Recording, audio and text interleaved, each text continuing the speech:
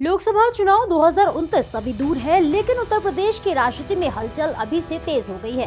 पूर्व सांसद ब्रजभूषण शरण सिंह के एक बयान ने सियासी गलियारों में नई चर्चाओं को जन्म दे दिया।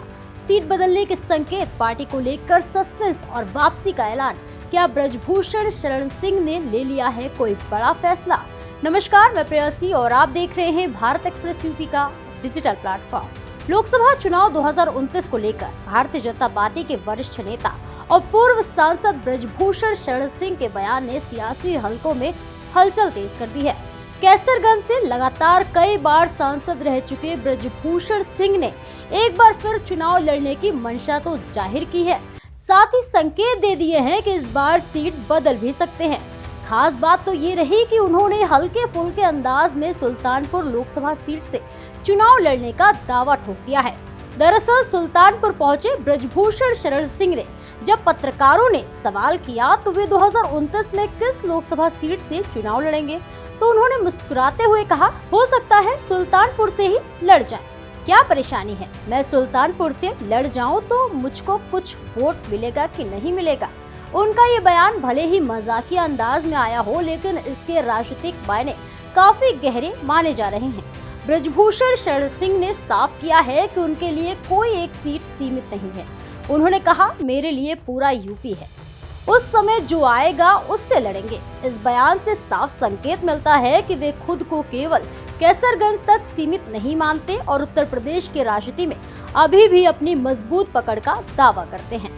जब उनसे ये पूछा गया कि वे 2029 में भारतीय जनता पार्टी से ही चुनाव लड़ेंगे या किसी अन्य पार्टी का रुख कर सकते हैं, तो ब्रजभूषण ने इस सवाल को भी भविष्य के पाले में डाल दिया।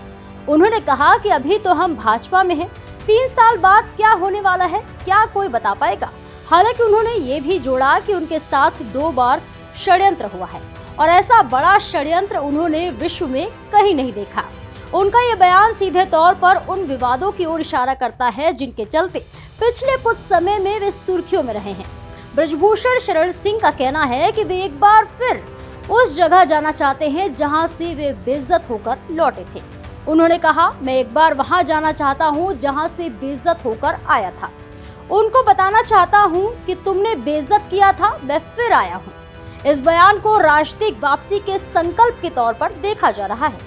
इस दौरान ब्रजभूषण शरण सिंह ने पूर्व सांसद प्रज्ञा ठाकुर के बयान पर भी प्रतिक्रिया दी। उन्होंने कहा कि प्रज्ञा ठाकुर की भाषा भले ही ठीक नहीं थी, लेकिन बात सही कह गई। उन्होंने राहुल गांधी पर निशाना साधते हुए कहा, राहुल गांधी 2 नाव की सवारी करते हैं, इसलिए वे प्रधानमंत्री नहीं बन सकते। ब्रजभूषण शरण सिंह ने आरोप लगाया कि राहुल गांधी चुनाव के समय खुद को हिंदू बताते हैं और चुनाव के बाद हिंदुओं को गाली देते हैं। उन्होंने कहा, 2 नाव की सवारी करने वाला व्यक्ति देश का प्रधानमंत्री कभी नहीं बन सकता। ये बयान साफ तौर पर 2029 से पहले राजनीतिक माहौल को धार देने वाला माना जा रहा है। जब उनसे पूछा गया कि क्या उनके मुख्यमंत्री योगी आदित्यनाथ से दोबारा मुलाकात होगी, तो ब्रजभूषण शरण सिंह ने बेझिझक जवाब दिया, क्यों नहीं, बिल्कुल होगी। इस बयान से ये संदेश देने की कोशिश की गई है कि पार्टी और नेतृत्व से उनके रिश्ते अभी भी पूरी तरह खत्म नहीं हुए हैं। राजनीतिक विश्लेषकों की माने तो ब्रजभूषण शरण सिंह का ये बयान सिर्फ एक हल्का फुल्का मजाक नहीं, ये 2029 से पहले अपनी मौजूदगी दर्ज कराने और समर्थकों को ये संदेश देने की कोशिश है कि वे अभी राजनीति से बाहर नहीं हुए हैं।